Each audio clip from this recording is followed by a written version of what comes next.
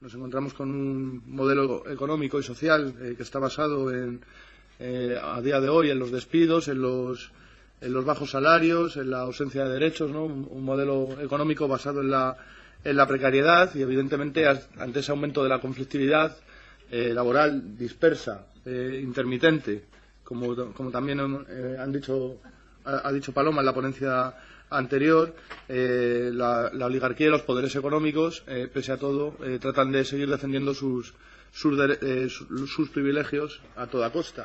Ante eso, evidentemente, sacan sus leyes, ¿no?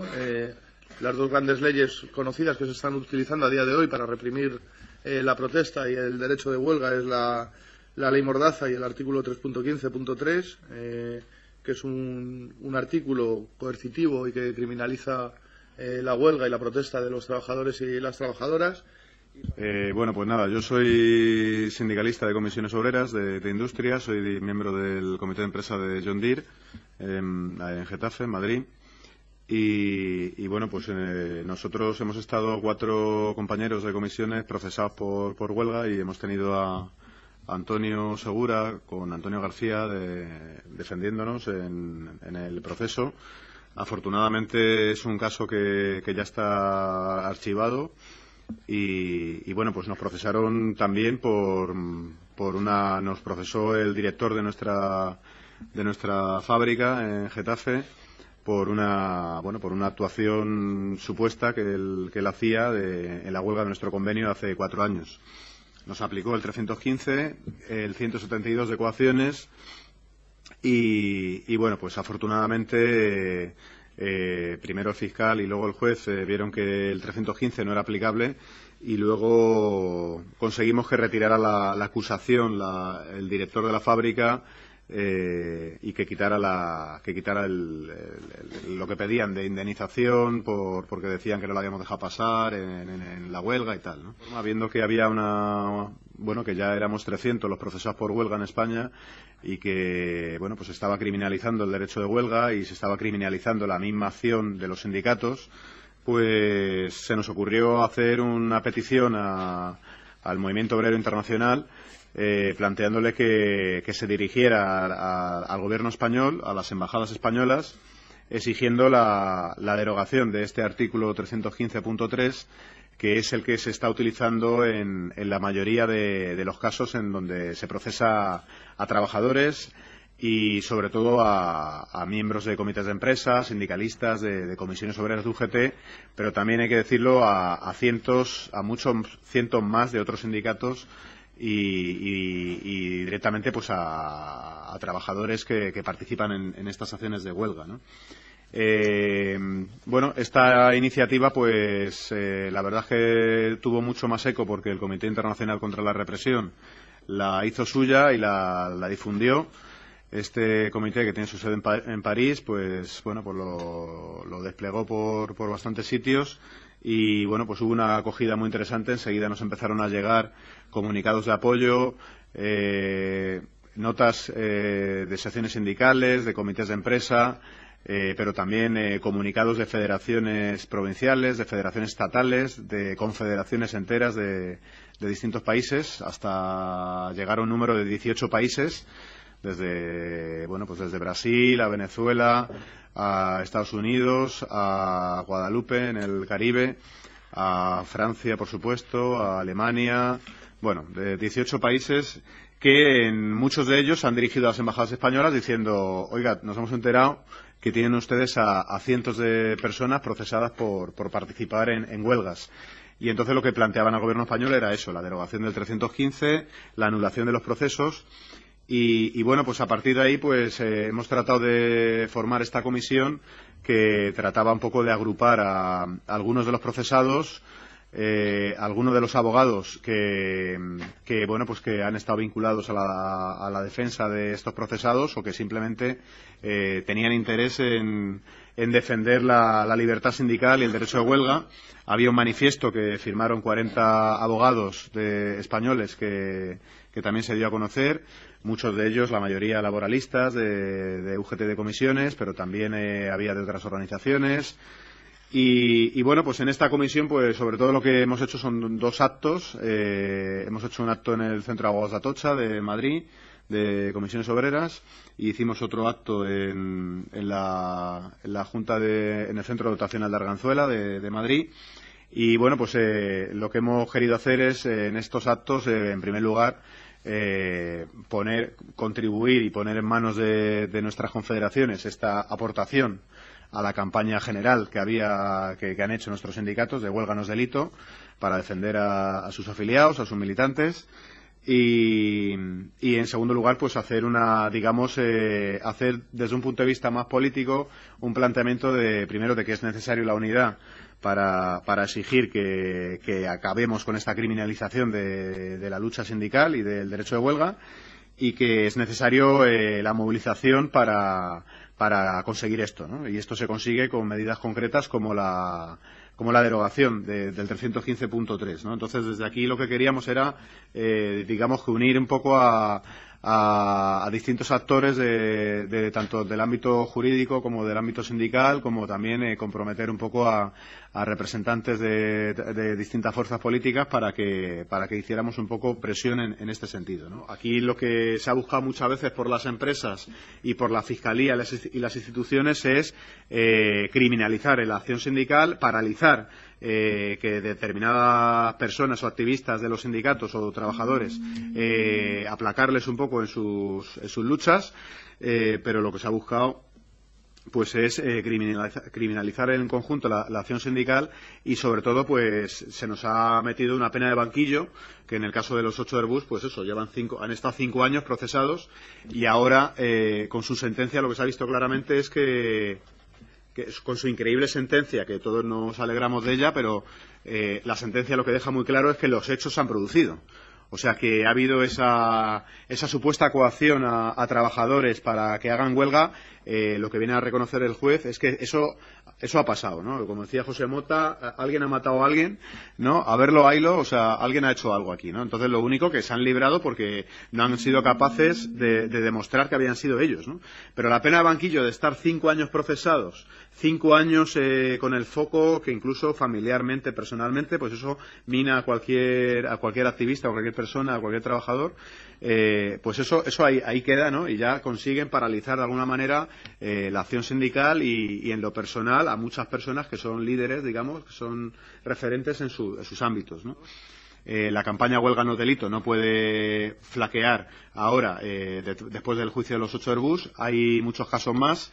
Tenemos gente en la cárcel ya, porque aquí no nos podemos olvidar que en los 300 deberíamos incluir a personas como Alfon, por ejemplo, que no deja de ser un joven, un militante de barrio que simplemente estaba participando en un piquete de huelga, iba a dirigirse a una manifestación durante una huelga general, y bueno, pues ahí le tenemos 1 año en la cárcel y acusado de un crimen que no ha cometido, ¿no? Víctima de un montaje policial y además aplicándole un régimen de terrorismo, ¿no? O sea, algo brutal que conocéis todos.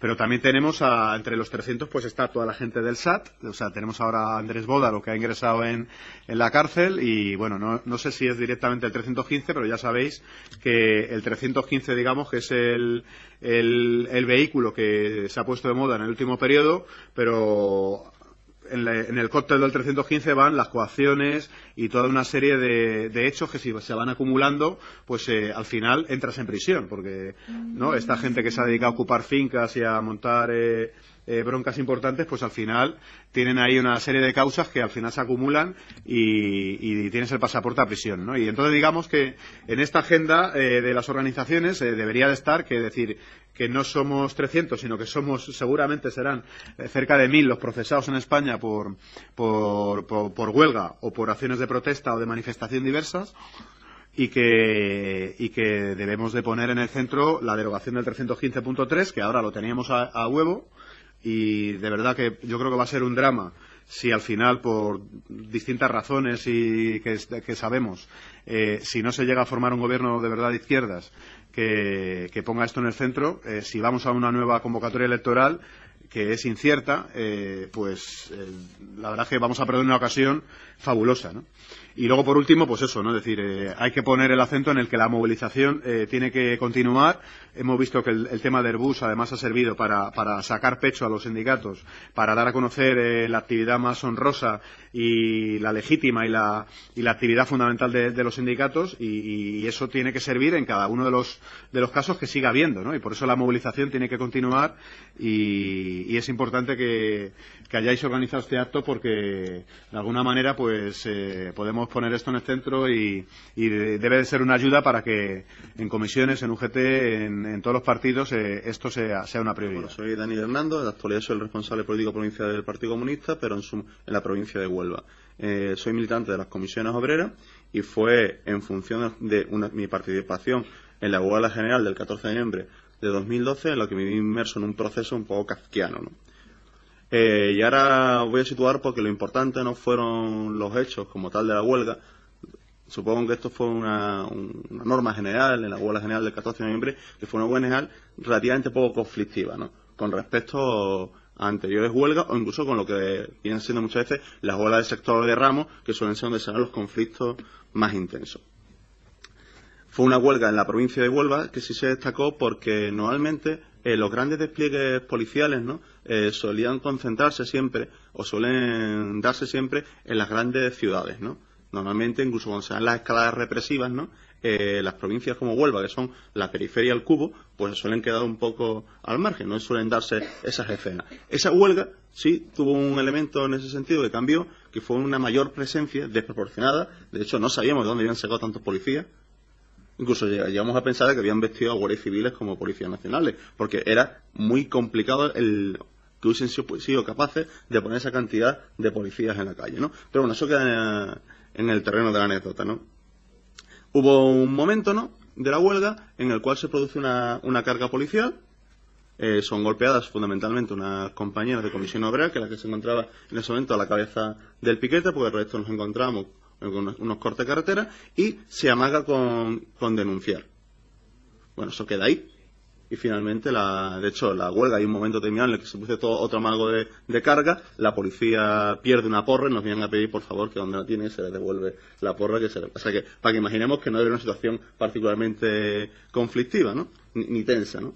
Sin embargo, todo esto cambia un poco de tiempo de haber terminado la huelga general, ¿no? A las 2 semanas se presentan 4 policías uniformados en la sede de Izquierda Unida del Partido Comunista para notificarnos que un proceso administrativo, ¿no?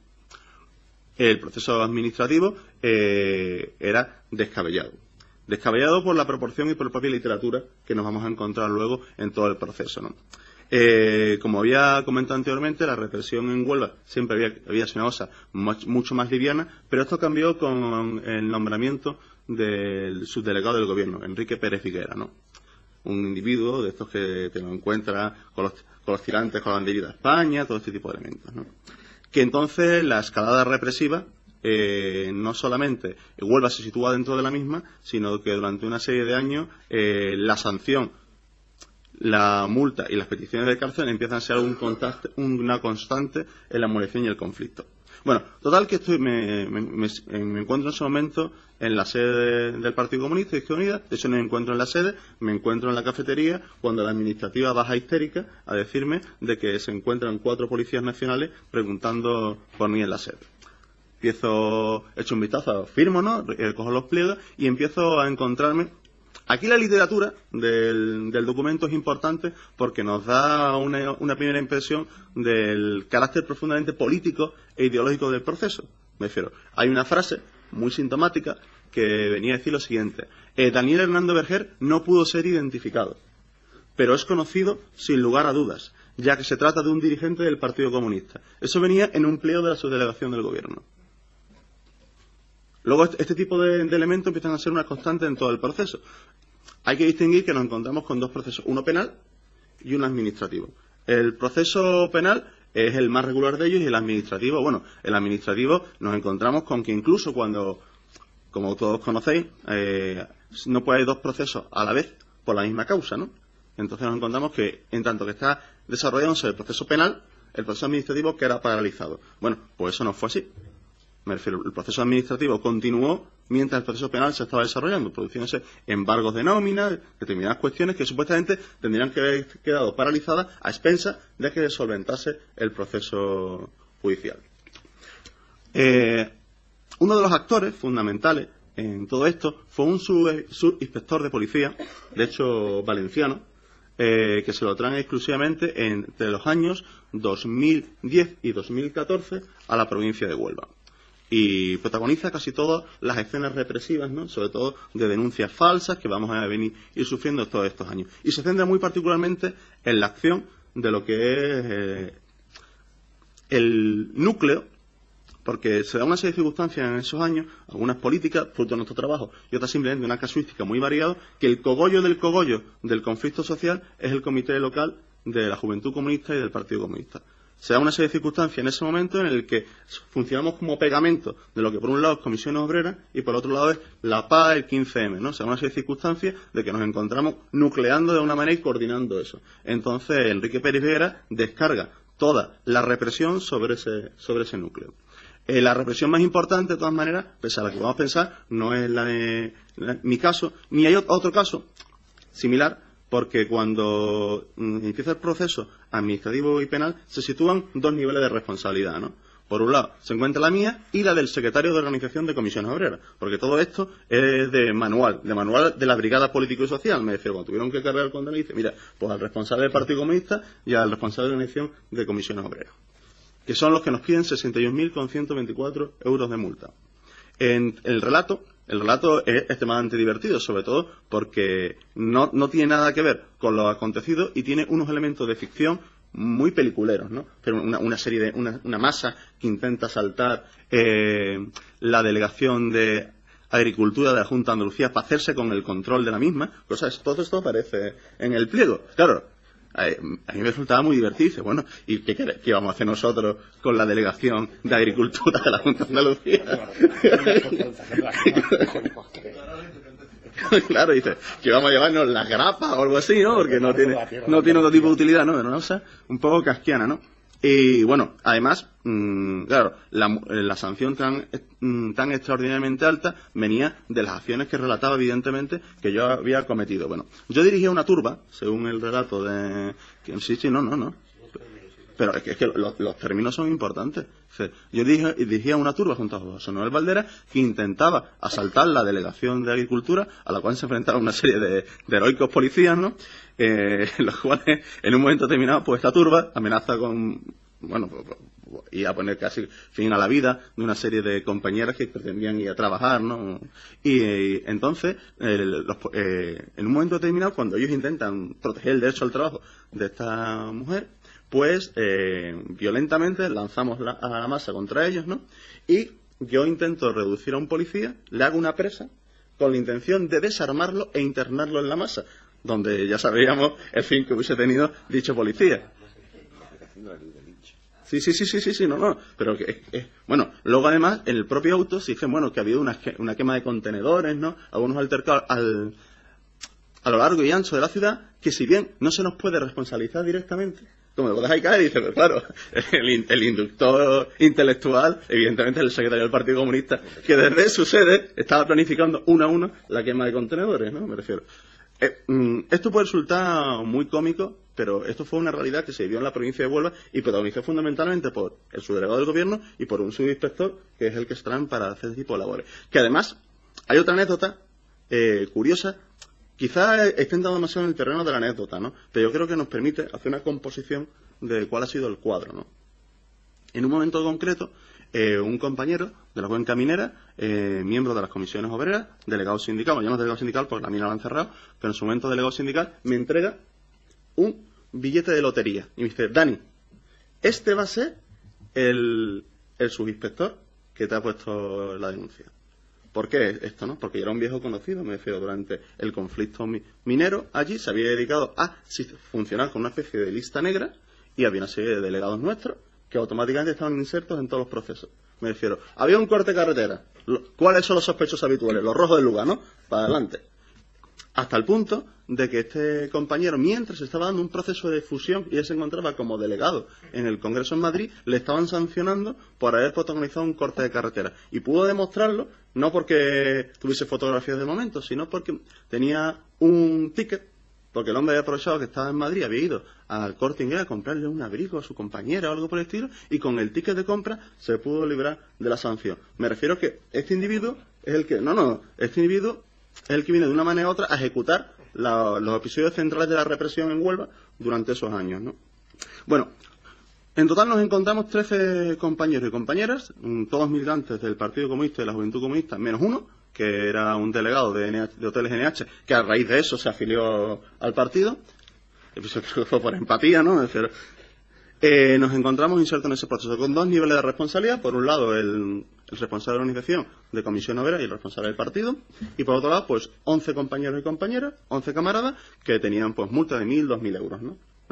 Unas cantidades eminentemente menores, y aparte en el propio relato pues se les situaba como gente que habían podido identificar de esa turba. Por cierto, a los dos principales responsables en ningún momento nos piden el DNI, ni somos identificados en ningún momento de la huelga. Me refiero, es a posteriori, cuando nos enteramos que estamos insertos en este proceso, ni siquiera se nos identifica. Y evidentemente éramos personas que íbamos en la pancarta cabecera de la huelga general, me refiero que no éramos seres anónimos, ¿no? Me refiero, si habíamos realizado dichas acciones, lo lógico es que inmediatamente nos hubiesen detenido, identificado y puesto a disposición. Por no decir de que si las acciones que detallan en el pliego de denuncia, en el cual, pues reducimos al policía, lo intentamos linchar, yo sinceramente, si hubiese tratado de hacer eso, yo me encontraría aquí, ahora mismo, no me podría encontrar, porque efectivamente estaría muerto. Me refiero, porque estoy convencido que los protocolos de actuación de la Policía Nacional indicarán que en caso que alguien intente desarmar a un agente con la intención de utilizar su arma contra él, pues se proceda a una descarga de disparos o semejante, ¿no? Me refiero, no. Yo dudo, y si eso se ha producido, a mí que me juzguen, pero a los 20 y tantos policías que se encontraban en el cordón, que los separen a todos del cuerpo, porque son unos inútiles manifiestos, ¿no? Luego el tema de que el policía fuera de Valencia es un elemento que a la postre se mostraría el que fuera un individuo ajeno a la provincia es posiblemente una de las razones por la cual finalmente hemos sido absueltos.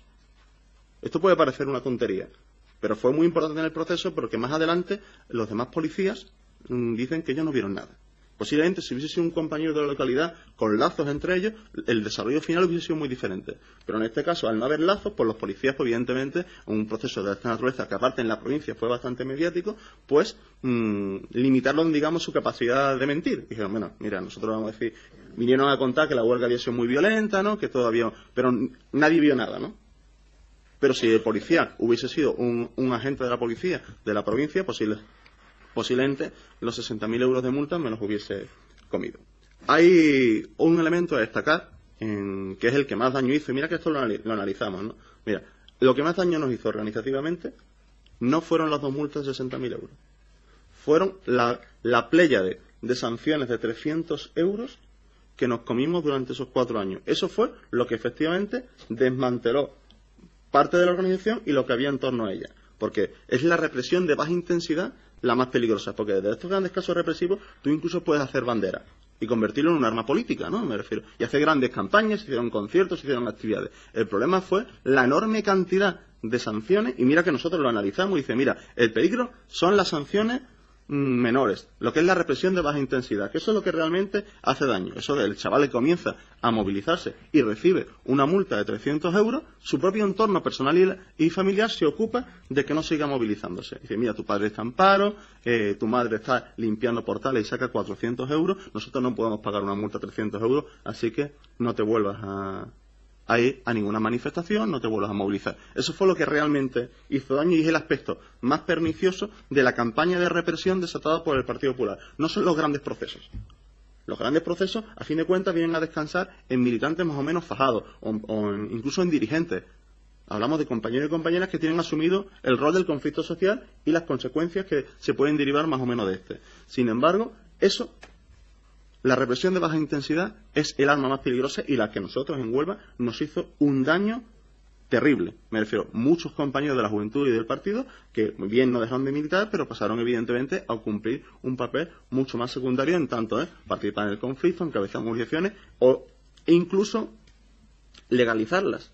Me refiero porque hubo un periodo en el que legalizar una manifestación era en automático saber que ibas a recibir una sanción en tu casa, en tanto como responsable, ¿no? Incluso a veces nos sucedía que no era suficiente el no legalizarla, sino que la propia subdelegación decía, bueno, si tú no es bien, es cierto que tú no la has legalizado, bien es cierto, has acreditado que no está, pero eres una suerte de autor intelectual de la movilización, por lo cual te vamos a sancionar igualmente, ¿no? Pero esta fue la tónica que vivimos entre el 2011 y 2014 en la provincia de Huelva, acumulando una cantidad de multas pavorosas, teniendo en cuenta además, que otra cosa que debo indicar, que esto es de sobra conocido y son experiencias comunes en los grandes núcleos del país, pero las provincias periféricas suelen quedar un poco al margen de estas oleadas represivas.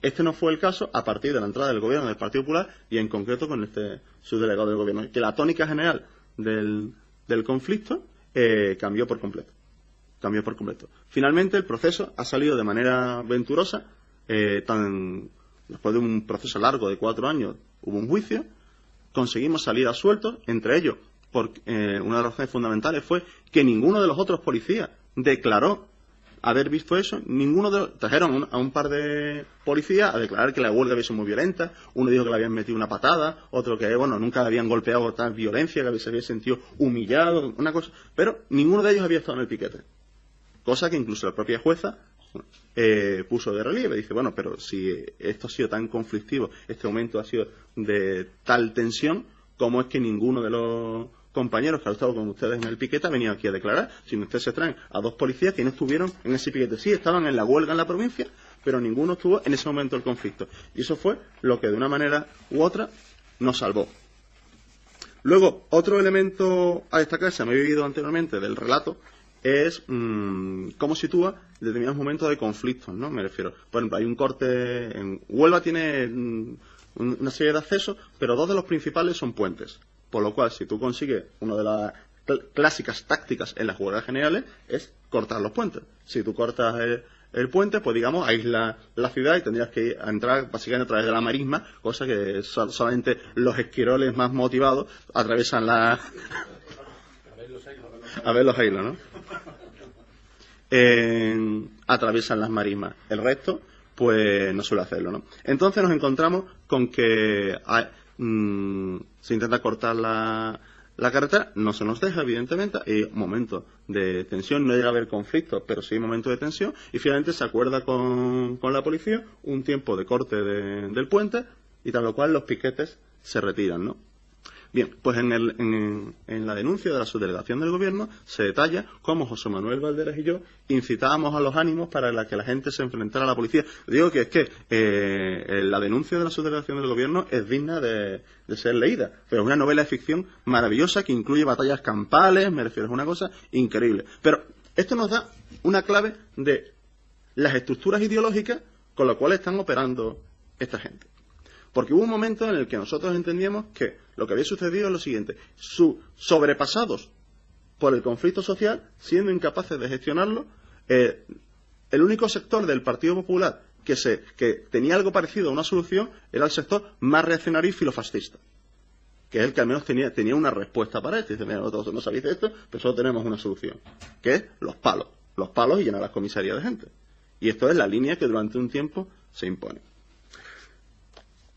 Y en líneas generales, este es un poquito la caracterización del proceso que vivimos en Huelva. Finalmente, ha terminado de manera aventurosa, he salido absuelto, el resto de compañeros a lo largo del proceso se van cayendo, es decir, que van rectificando, conforme el proceso se va aproximando a su final, se va rectificando y los documentos que pide la subdelegación del gobierno tienden a ser cada vez menos divertidos, ¿no? Me refiero, cada vez las denuncias y finalmente pues todo acaba en que hubo un forcejeo. Pero lo importante son los primeros documentos donde nos da una clara visualización y una fotografía bastante concreta de el perfil ideológico que en ese momento dominaba la subdelegación del gobierno y actualmente también la domina.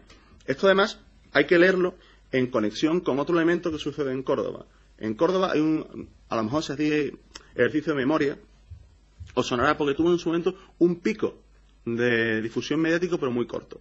hay un momento en el que un compañero, un camarada también del partido, va y solicita a la subdelegación del gobierno toda la documentación que haya en relación a su persona. Y junto a las denuncias, comunicaciones de manifestaciones que el compañero evidentemente había registrado, aparece un pliego con el membrete de la subdelegación del gobierno lleno de nombres. Estos no eran nombres de Huelva, pero eran una lista de lo que la subdelegación del gobierno, en este caso de la provincia de Córdoba, entendía como lo que era la jet set del conflicto social, ¿no? Dice, ¿quiénes son los sospechosos habituales, ¿no? Y estaban operando con esas listas. Entonces, cada vez que había que sancionar, o entendían que había que dar una respuesta administrativa o penal, pues tiraban de lista. Y eso fue, en líneas generales, lo que nosotros creemos que sucedió en la provincia de Huelva. Pero no fue el papel destacado, sino fue más o menos una lectura de lo que ellos entendían que eran los principales responsables de que se estuviese dando una oleada de conflicto en la provincia, y contra esto hay que cargar. Pues yo soy abogado penalista, entonces no tengo relación con el mundo laboral, salvo que cuando Comisiones Obreras, el grupo de abogados, Antonio García, que es el coordinador, pues cuando hay un asunto así ya muy chungo, que ve que se lo van a comer, pues entonces me llaman a mí. En este caso me llaman porque hay tiros. Hay 7 tiros en el tema del bus, y el mismo día de los tiros me llaman y dicen, no hay problema, vente para acá, porque va a haber tu tía, y efectivamente 5 años de tu tía que hemos tenido, de una batalla total. Pero para mí, de luego, ha sido un orgullo y un motivo de aprendizaje. No solamente con el bus, sino con la gente, ya lo he dicho en alguna ocasión, de John Deere, y con la gente de Coca-Cola, que llevó también algún asunto de esos infumable. Y digo que es de aprender porque pues, o sea, yo la costumbre que tengo siempre es pues, de interrogar a Bárcenas, a esto, pero yo no había estado nunca en una negociación. Por ejemplo, en el caso de John Deere, nunca había estado sentado con un consejero delegado de una multinacional. O sea, unas personas que son evidentemente el enemigo de clase. O sea, ahí donde te das cuenta que realmente hay otra clase que está ahí enfrente y que te está apretando. Y yo tuve la suerte de sentarme con Locatelli y con los compañeros del comité de empresa, y ahora vamos a ver la relación del abogado con el mundo del conflicto laboral, y ahí nos dimos cuenta que primero porque hay una visión marxista del derecho también, es decir, nosotros, o sea, no vale cualquier abogado para cualquier procedimiento, y en estos procedimientos, evidentemente, si no tienes una ideología marxista, es muy difícil pensar que tú puedes ganar al sistema. O sea, nosotros sabemos en estos casos, sabemos que nosotros podemos defender a los compañeros, pero ganar no vamos a ganar. En el bus no hemos ganado. En el bus hemos ganado que los compañeros no vayan a la cárcel, que ha sido algo de mucha técnica jurídica, pero lo político lo hemos perdido, ¿no? Y en el caso de John Deere la situación fue la contraria, aunque se iba ganando también jurídicamente porque poco iban cediendo, pero el conflicto lo quiso utilizar ahí la patronal para chantajear a los trabajadores. Claro, si tú solamente te fijas en lo técnicamente jurídico y no tienes ese otro lado, es decir, el trabajador no solo es un cliente, sino que es un compañero y tiene una estrategia política, además de la jurídica, pues te puedes confundir y puedes llegar a contradicciones y a falta de comprensión. Pero en este caso, cuando ya se había alcanzado una negociación que se retiraba la denuncia, los compañeros del comité de empresa, que nosotros estábamos desesperados porque Antonio García, el sindicato estaba muy nervioso porque quería cerrar el procedimiento cuanto antes. Llega el acuerdo, prácticamente nos damos la mano allí con esos señores tan elegantes, y los compañeros dicen, no, nosotros no vamos a firmar nada, nos vamos al juzgado y firmamos en el juzgado. Nosotros estábamos desesperados. En ese momento, desde el punto de vista solo jurídico, te saltan los chips, ¿no? Dices, Dios, pues si lo tenemos ya en mano, ¿qué están haciendo esta gente, eh? No. Y salimos 5 minutos allí a parlamentar. La abogada contraria decía, no, hombre, pero si esto lo hacen los procuradores y tal. No, nosotros sí, ya sabemos que esto lo hacen los procuradores, pero que es que los trabajadores quieren que los magnates de John Deere se vengan andando con nosotros de la mano, vengan al juzgado, igual que pusieron una denuncia, la retiren, ¿eh? Claro, eso desde el punto de vista jurídico ni lo habíamos pensado, pero desde el punto de vista del trabajador, del conflicto, era la gran victoria. Eso fue la gran victoria. O sea, la gran victoria de John Deere no es que hayamos conseguido que retiren la denuncia, sino que la retirasen como la retiraron, saliendo de la fábrica, andando 400 metros hasta un juzgado y firmando allí en mano que retiraban la denuncia. Y eso te enseña que efectivamente hay que mezclar lo que es la técnica jurídica con la estrategia política. Y eso en el tema de Airbus se hizo, porque nosotros le planteamos a Airbus que era muy difícil ganar. Cuando nosotros empezamos en el procedimiento, que empezamos Antonio García y yo solamente, desde el primer momento sabíamos que les podían meter una petición de 8 años de cárcel, porque le metían el completo, ¿no? Entonces decíamos, bueno, esto hay 2 maneras de ganarlo. Nosotros jurídicamente lo tenemos perdido. Tenemos lo que decías tú, una legión de policías diciendo que esta gente han hecho barbaridades solamente para justificar porque habían disparado al aire, ¿eh? No pasó nada. O sea, las lesiones de los policías son ridículas. O sea, no, los lesionados son luego los obreros que les dieron. Pero ellos generan una estrategia para cubrirse del tema de los disparos. Entonces, desde el punto de vista técnica jurídica estábamos perdidos.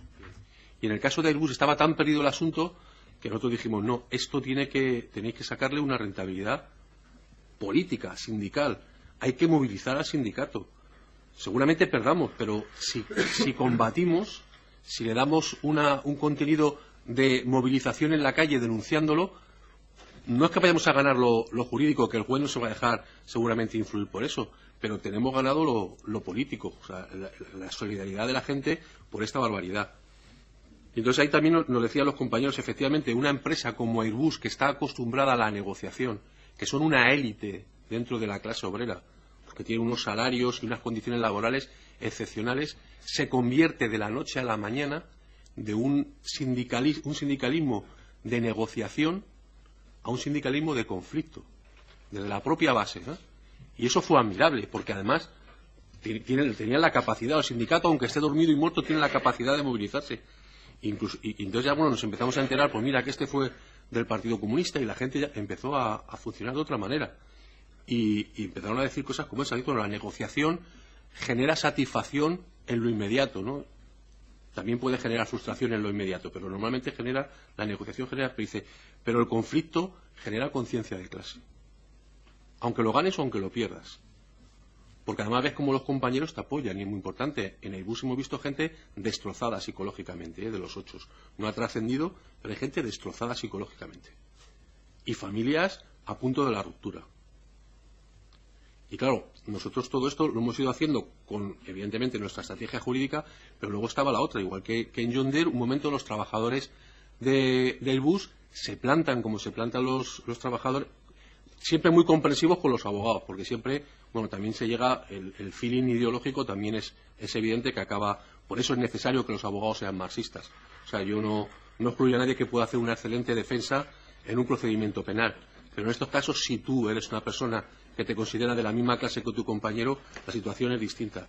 Y ahí los compañeros de Airbus se plantean en un momento determinado que no van a pasar, porque nosotros negociamos con Fiscalía, evidentemente.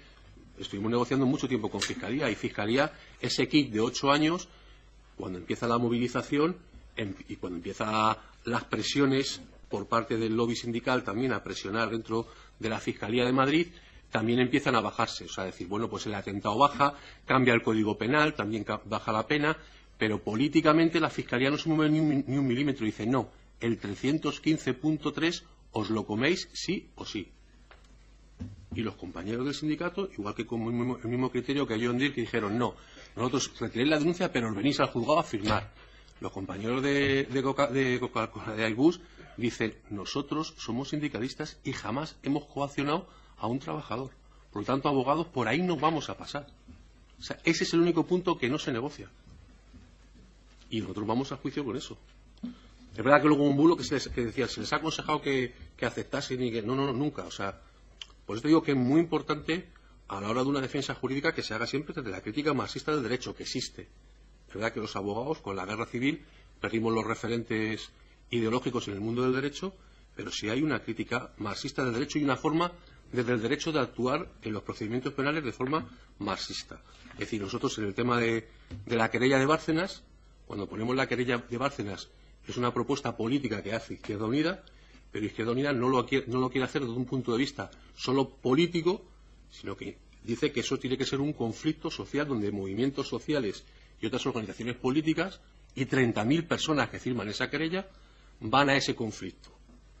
Porque el procedimiento penal lo podemos ganar, como hemos ganado el de Airbus, en lo técnico jurídico, pero no solamente lo importante es eso, lo importante es ganarlo en el conflicto.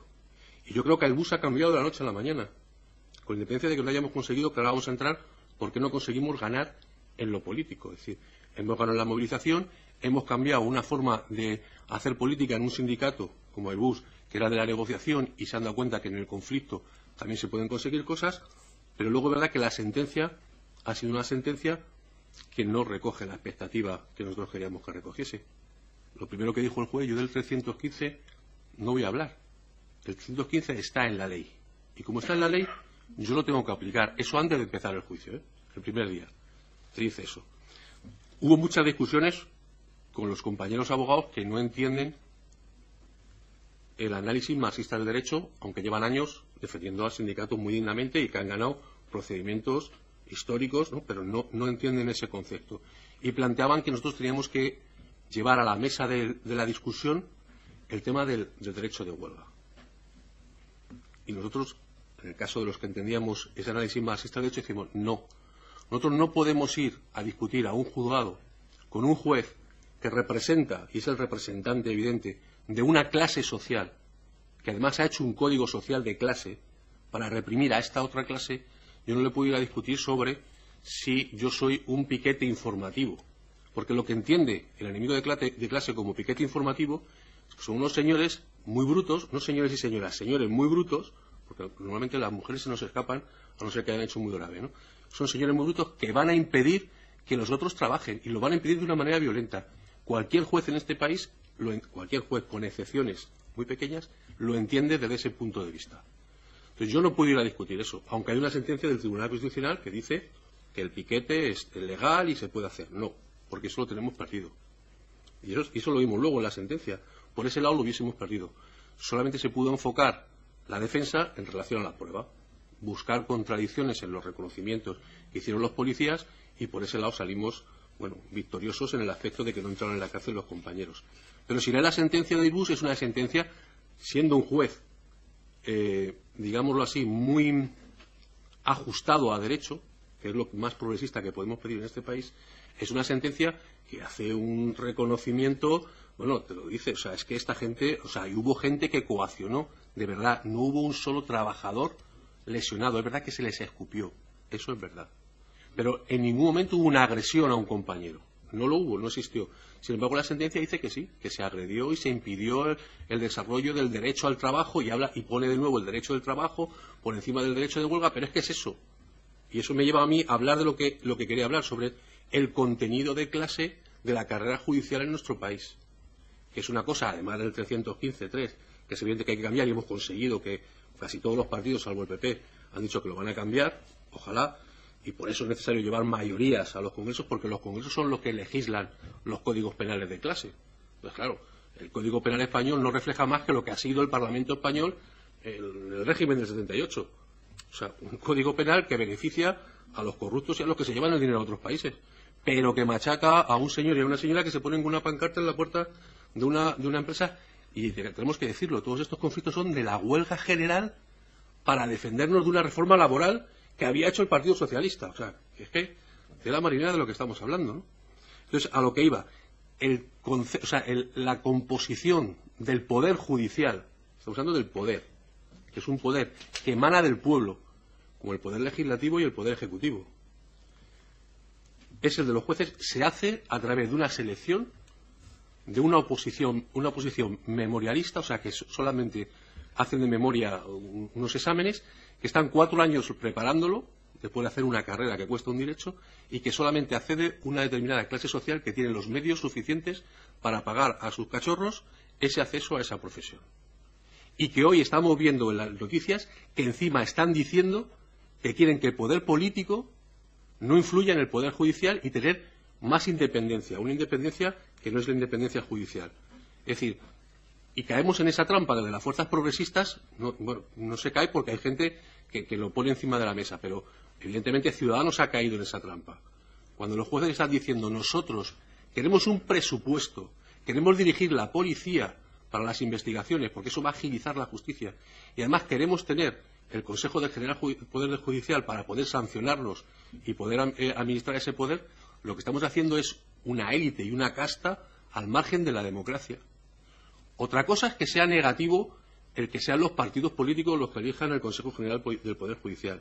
Eso es evidente que tampoco, habrá que articular de otra manera. Pero dejarles un espacio sin ningún tipo de control a los jueces es lo más reaccionario que podemos echarnos en la cara. y lo estamos viendo con lo que ha contado el compañero. Si tú te encuentras en una zona rural, en una zona urbana es más complicado. Una zona rural, Getafe, es una zona más o menos rural, con un jefe de policía de la Brigada de Información que tiene todos esos datos y tiene una ideología concreta, quiera ponerle en problemas a una sección sindical, se relaciona con el juez de guardia o el juez decano de la zona y con el delegado de gobierno de la zona, estas personas pueden machacar a cualquier sindicato, incluso a un sindicato como el BUS, con la fuerza que tiene el BUS a nivel internacional. Solamente con esa combinación tan sencilla, juez, policía y delegado de gobierno, te pueden machacar. Hemos tenido la suerte, todo hay que decirlo, que en nuestro procedimiento penal hay dos instancias, uno que instruye y otro que juzga. Y en este caso el que juzgaba, aunque tenía un componente ideológico como los otros, ha sido legalista y no ha tenido miedo a lo que previamente había hecho su compañero. Y aun sin criticarlo en la sentencia, pone en evidencia que la instrucción no ha sido suficiente y les absuelve, como es el caso vuestro. Pero bueno, lo que yo quiero poner de manifiesto es que todo el enfrentamiento que podamos tener con un código penal, tendremos instrumentos para defendernos. Nunca tendremos instrumentos para atacar. O sea, si la experiencia nos dice, o sea, con el tema de la querella Bárcenas, con el tema de los ordenadores de Bárcenas, que también son querellas que hemos puesto nosotros, bueno, nos abren un espacio para poder tener abierto un procedimiento durante un tiempo. Veremos en qué quedan. Sí tenemos instrumentos para defendernos. Es decir, es verdad que todavía el derecho penal nos deja un margen técnico para esas defensas. Pero por eso tenemos que remarcar que nosotros no podemos ni a un procedimiento en ataque ni a un procedimiento en defensa si no tenemos diseñada una estrategia política o sindical que, con independencia de que se gane o se pierda en lo jurídico, nos dé esa posibilidad de poder transformar y de poder fortalecernos. Porque con el tema de la paz somos muy conscientes que la movilización y los escraches empoderan, esa frase tan fea o esa palabra tan fea, empoderan a la gente, pero de luego en la lucha sindical las victorias, no tanto en lo jurídico, porque incluso cuando ganamos, luego las sentencias, como habéis dicho, no se ejecutan. Pero lo que hemos ganado es el camino, es decir, o sea, la fortaleza que hoy tiene vuestro grupo, cualquier grupo sindical del que estamos hablando, por pequeño que sea, o sea, Coca-Cola, Telefónica, o sea, la fortaleza sindical que habéis conseguido y la imagen que se ha transmitido a la sociedad de que sí se puede organizarse sindicalmente, esa victoria, con independencia de que perdamos, porque también en algún momento perderemos y tendremos algún compañero en la cárcel. Yo con el tema de Alfonso también considero que es un preso por la huelga general, pero también entiendo que la situación es muy distinta a lo que es una acción sindical organizada, ¿eh? Son cuestiones distintas. Es mucho más difícil defender una apuesta individual y radical de acción directa que lo que están haciendo los compañeros, que es defender el derecho a poder ejercer la huelga, ¿eh?